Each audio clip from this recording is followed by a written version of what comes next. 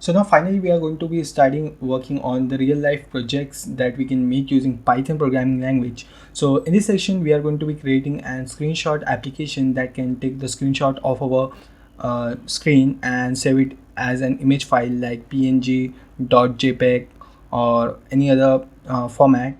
So it will be able to take the screenshot and save it into our one of the folder which we select, and it will save it there. So for that, first of all we are going to be creating a file. I have created this folder named Python and opened my VS Code IDE there, and I will click on this add button here, and I will create another Python file which I will name it as screenshot.py. So first of all we are going to be creating a simple what you can say is a command line application for this screenshot, and after that we are going to be adding a GUI version of this as well. So first of all we need to find out a way that we can take screenshot using Python. So for that we are going to be using a package named PyAutoGUI, using which we can take the screenshot of our screen and we can save it into a file, an image file. So for that we are going to be doing another thing, which is we need to install a package first for that. So we will type cmd in the start menu and start our command prompt as an administrator, and in here we are going to type pip install virtual env.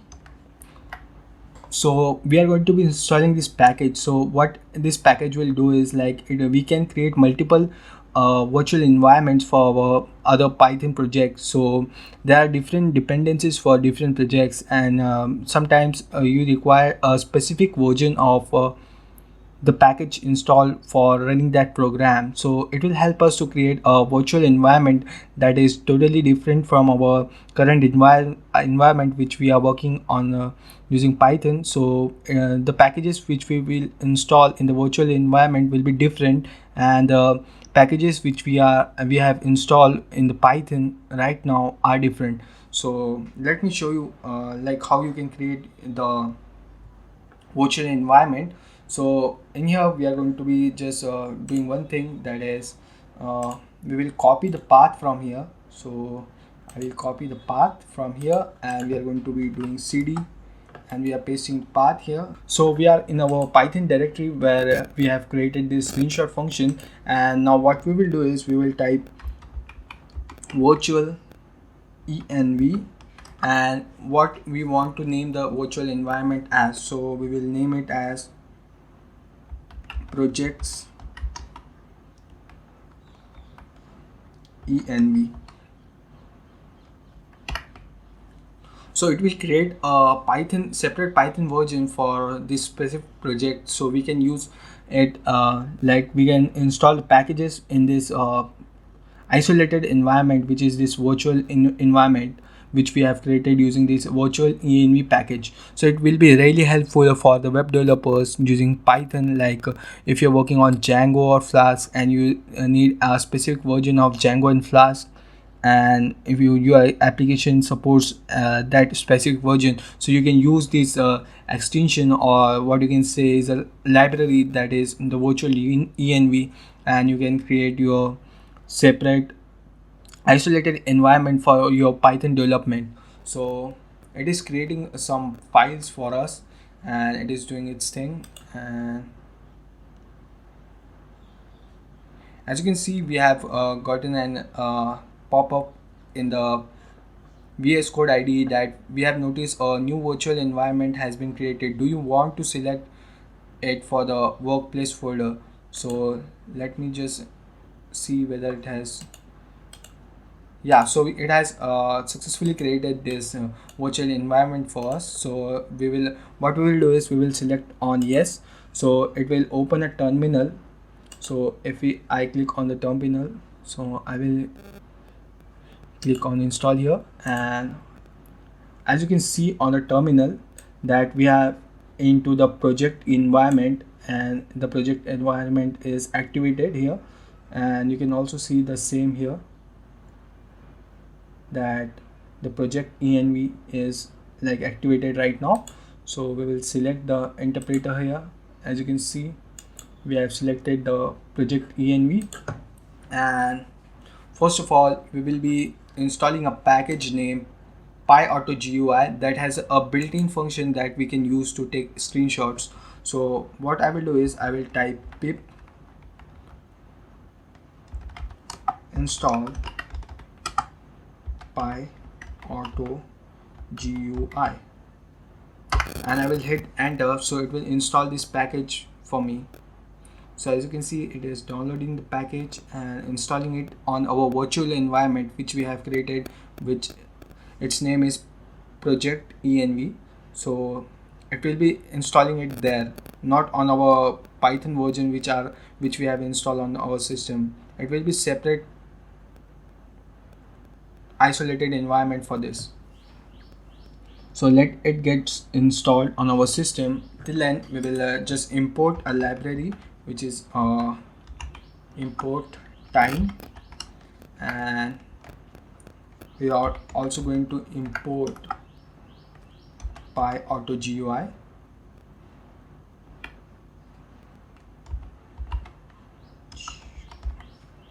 And it is getting installed, and it has installed the library successfully. So our next step will be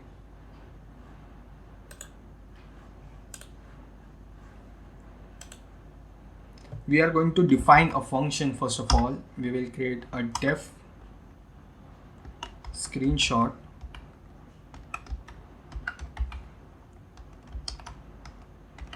and in this def function we are going to be doing time dot sleep.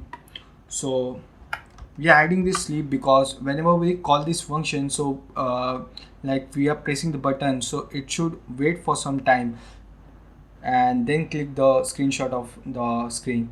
So like if I run this program, so it will just create a screenshot of this like what you can say, this screen. So I don't want it to take the screenshot of the VS Code IDE. I want it to like take the screenshot of this desktop image. So for that we are going to be adding a sleep of like 5 seconds, and after that we are going to be creating a variable named img. So we are going to do is img equals to PyAutoGUI dot screenshot. So it is a built-in function in PyAutoGUI to take screenshots using Python. So we are going to be using this, and we are going to be saving it as test.png. So we are going to be giving it a format of .png file, and it will save the file in the current folder, which is the Python folder, which we have our what you can say is our code is present in this Python folder in the D drive. So it will save a image file here. So after that what we are going to do is like img.show. So it will show the screenshot to us and open this file for us, and that's it. And we are going to call this function here once, so it will run only once. So we are going to be doing screen. Okay, I have to add a C here, I just forgot it. So it should be screenshot, and we are going to be saving this program. So let me just try to run the program and show you the output of it. So I have run the program, and I will move back to my desktop screen, and we will wait for 5 seconds, and it will show us an image here. So as you can see, I have connected 2 monitors with my desktop. So it is showing the screenshot of the other monitor. So you can see here that we have gotten screenshot from the laptop, and if you move back to the code, so you can see that it has saved an image file in the folder, which is the Python program folder or the Python project folder which we have created, and we have saved our screenshot file program in it. So as you can see, here is a screenshot which it has taken. So now, so let me try to run the program again and show you the output which we get now. So the problem will be like the image test will be overwritten. So as you can see that the image has now changed to this other. So to overcome this problem of this getting this file overwritten, so we are going to be creating a variable here which we will name it as name. So it will be the name of the image file which we are going to be creating, and we are going to be adding this line. What this line will do is like it will be creating a random number using the time function, and it will be converting it into an integer format. So basically there is an in the time module there is a function using which we can get the time, and this time is in a floating point number, and we are going to be rounding it up into an integer format, and we are doing a multiplication here with 1,000. So it will be generating a random number using this part. So in the next line we are going to change the value of the name. So we are going to be typing name equals to, and in here we are going to do is we are going to pass a string, and in here we are going to be adding parenthesis dot png. So the format in which we want to save our file will be .png file, and we will do dot format, and in here we are going to be passing the name variable. So what it will do is like it will get the random number which we are getting we are generating here. It will get the random number which we are generating here and pass it here in the name of the file, and the .png format will be automatically applied by using this string. So let me show you the output of the program by just changing this text test.png to the variable name. So now it will save the images with a random number at the starting of the image. So let me just try to run the code and show you the output of it.